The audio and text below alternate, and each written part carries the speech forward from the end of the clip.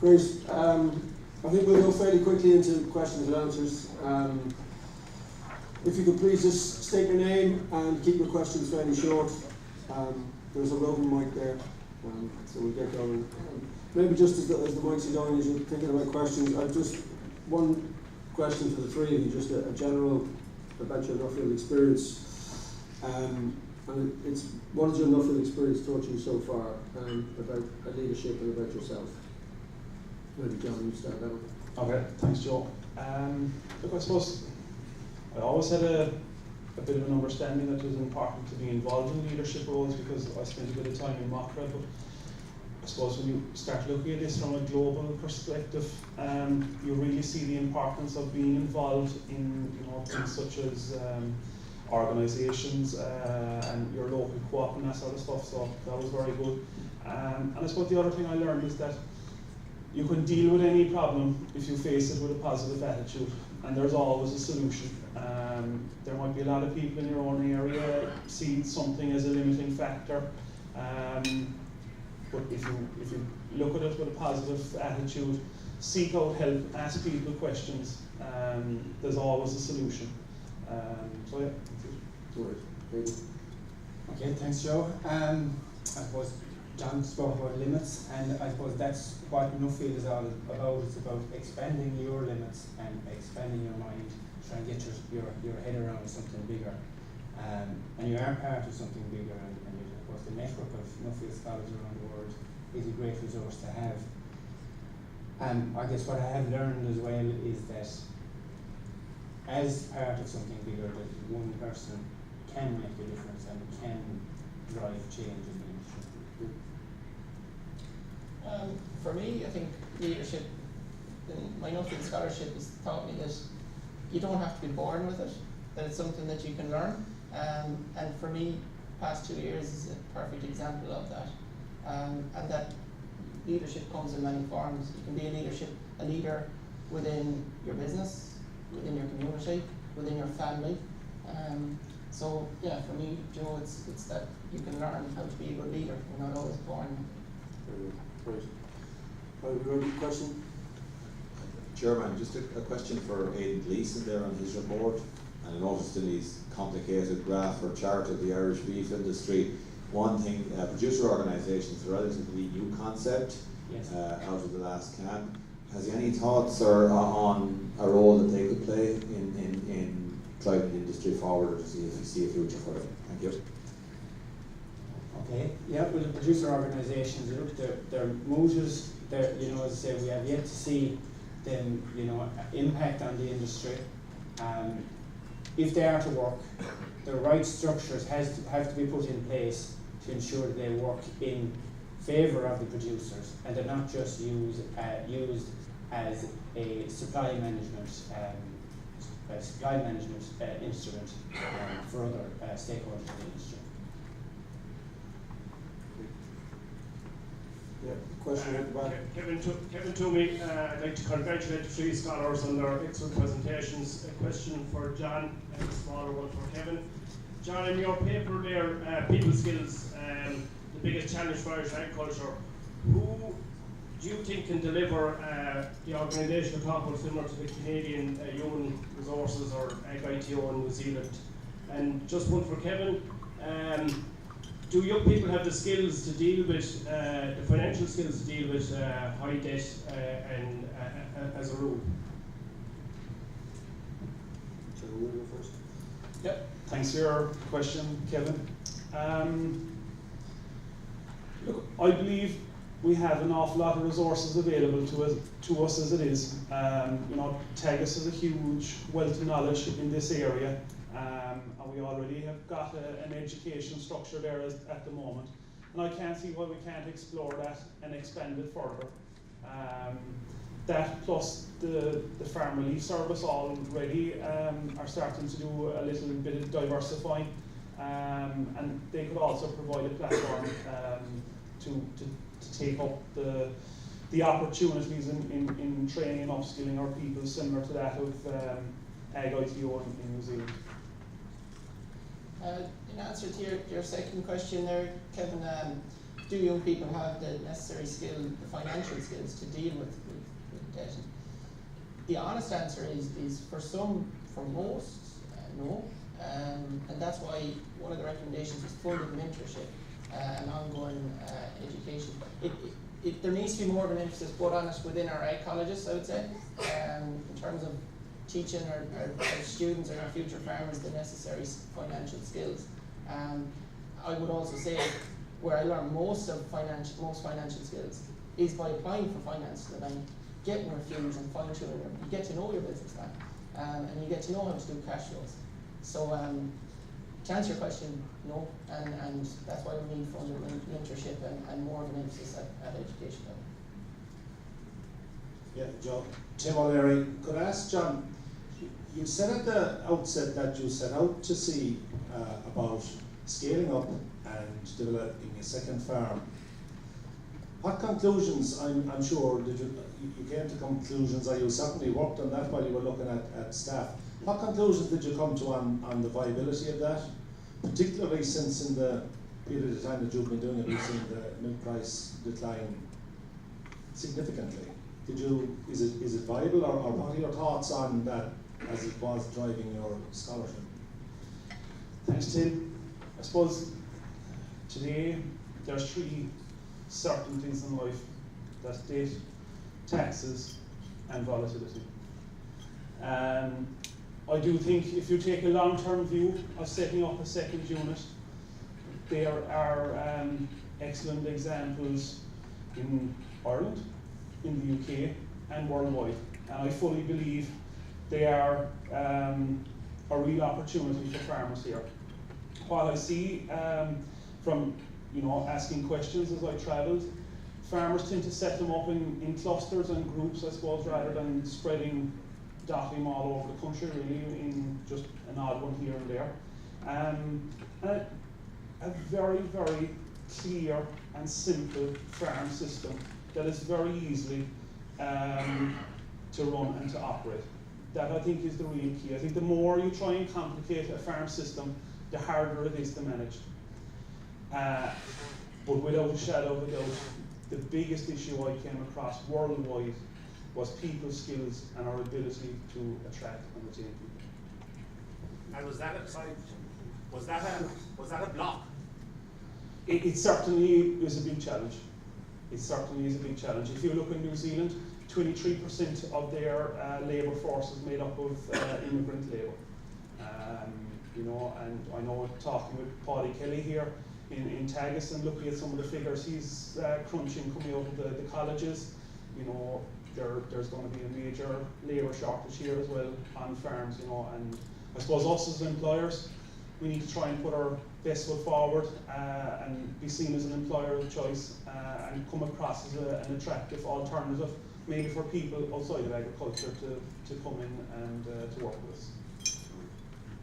Thank you, John. At the back. Hi, Corinne Pearce with a question for John Buckley, please. John, I really enjoyed your presentation, and you pointed out key issues around recruiting and retaining good people. What I didn't see feature was any sort of focus on clarity around a career path for those people, or progression within the business, as that being something important to either recruiting good people in or retaining them. Thanks, Karina. I suppose when I started out in this 2 years ago, I had an idea that people and people skills might be a bit of an issue or part of the problem. I suppose it wasn't until I started exploring it that I realised how big of an issue it was, but also the whole people area is absolutely huge, and there's probably 4 or 5 Nuffield topics, to be realistic, to be covered in the whole thing. And what you have just said about career pathways and progression ladders is a very, very valid point. But I'll be honest, there's a Nuffield topic on it, and I could spend all day going through it. So thanks. Thank you. Claire O'Keefe, my question is for Kevin, but John might comment as well. Access to finance for young farmers, but what about your thoughts and your exposure to access to land for young farmers? And I just wonder, in your travels, both of you, would you have seen much focus on like a funded retirement scheme, so that farmers could retire with respect and with financial dignity. Because at the moment, I feel from my work, farmers can't retire. Many of them just don't have enough financial security to retire.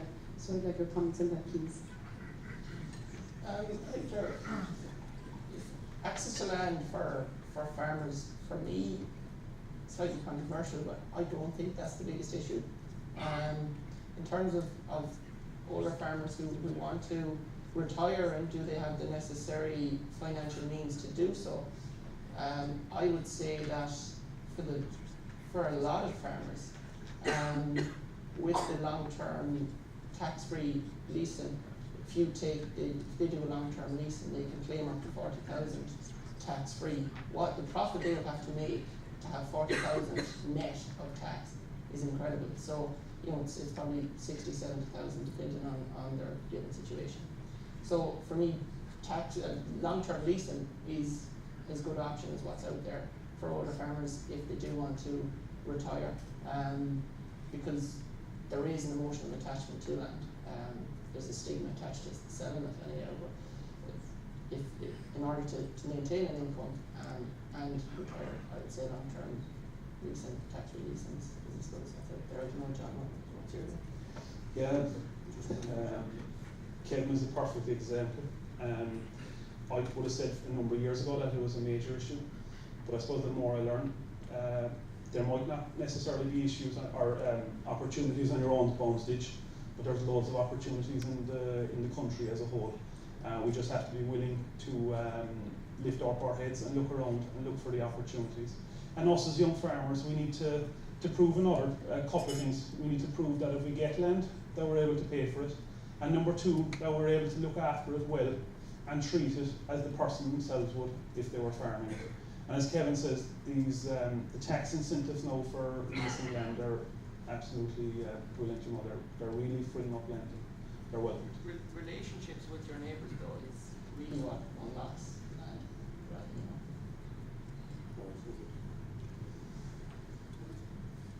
Tony Buckley. Firstly, I'd just like to congratulate the three scholars on three excellent presentations, really informative, and I think they're three topics that are probably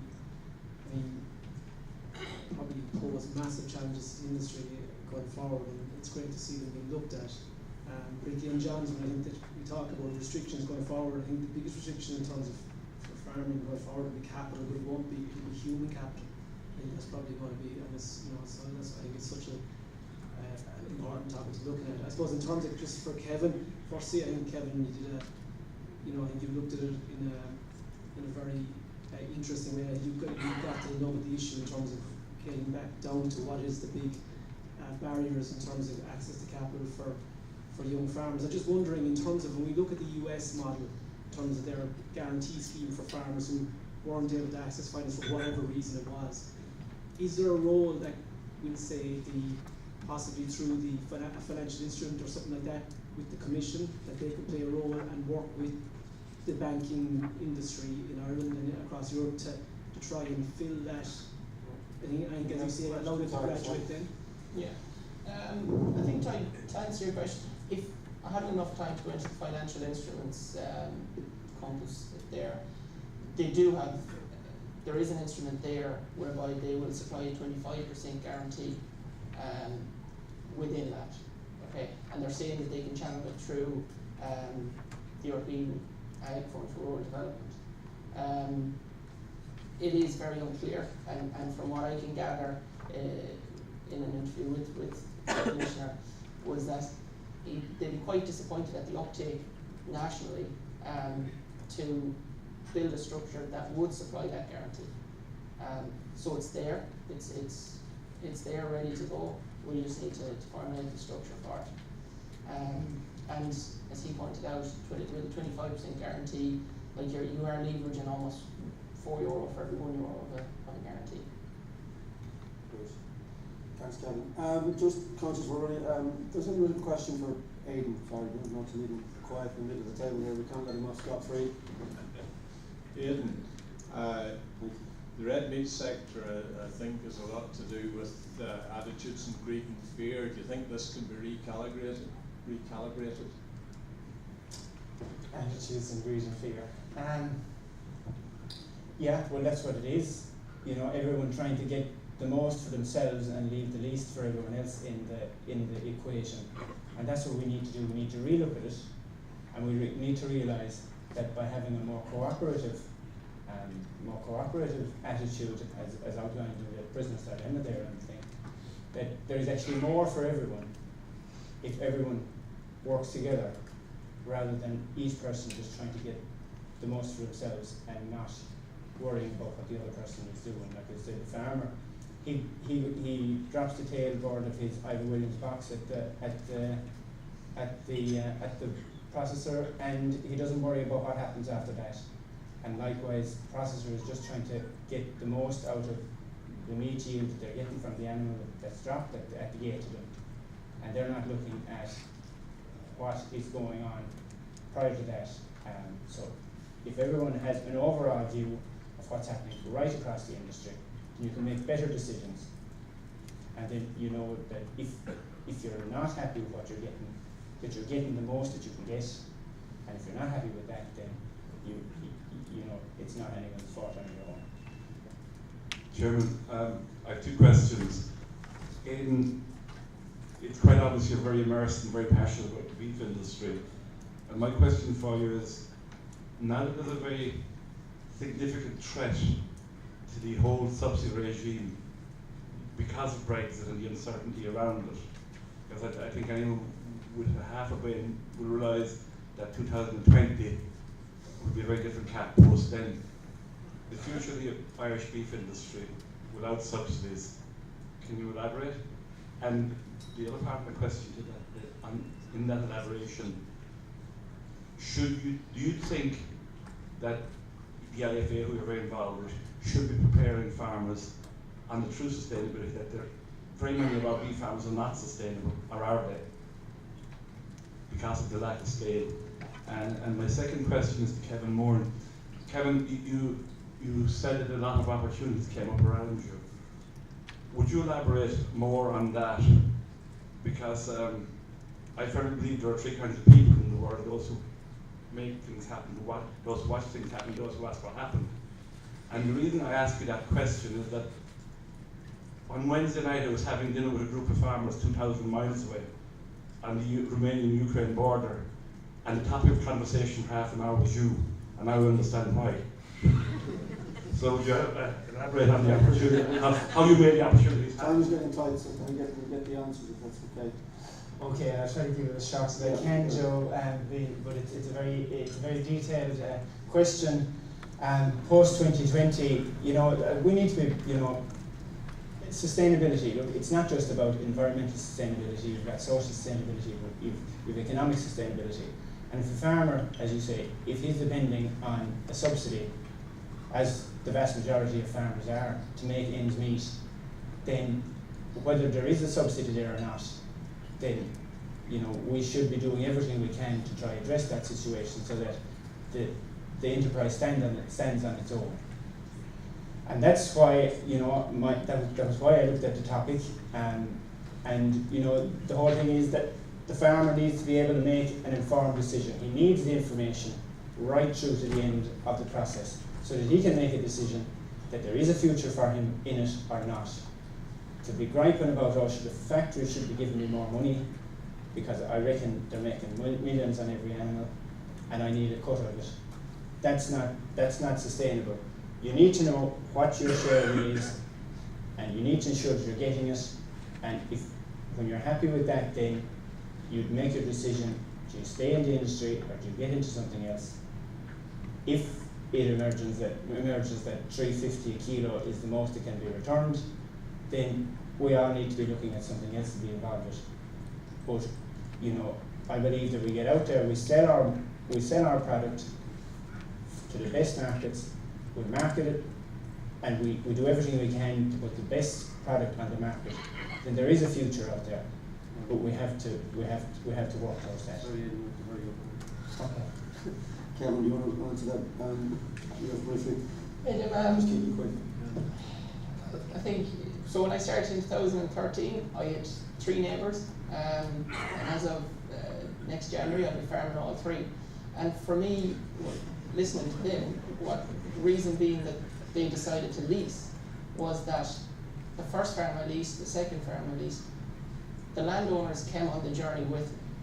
They saw them going for the cows in the morning, they saw them shaking the fertiliser, so they remained involved, and that was invaluable to me as well. And I would say having good people skills with your neighbours, with your landowners, and always respecting them, finding out the three things that are important to each of them, and respecting those three things. And they are all very different individuals, so I think that for me is what unlocks the potential, and that's what leads to the opportunity. We'll take one more question. Sorry, we're running into the next session, so yes. conscious of it. Sorry, Joe. It's kind of like Limerick being slow to get going and everything. To Aidan, yeah, you made a very, very stark statement there, even put up in writing, that the relationship, and you wrote in the present tense, is broken between farmers and co-ops. Yeah. So basically, if in all other we know the personal relationship, we're told to go, we need a counsellor in that situation, and have you this magic counsellor in your head to make it work and put them together? And to answer as quickly as I can, and I believe it was in the presentation. It should have been if it wasn't. That we do need an honest broker involved in it somewhere in order to move the thing forward. And I guess we can't go beyond the Minister for Agriculture, and if, as I say, we can move the beef forum forward and get it functioning as a structure that will actually deliver for the industry, with the Minister for Agriculture chairing it, then that's what we need to do. Thank you. Yeah, I'm sorry. I'm sure we could keep questioning for ages, but we are conscious of time. I'd just like to congratulate the three scholars on three fantastic presentations. I'm sure you'll agree, very interesting topics. They will be around for the rest of the day anyway if you have more questions, and their reports will be up on the international website as soon as they're finished and published. So, with that, just thank you very much.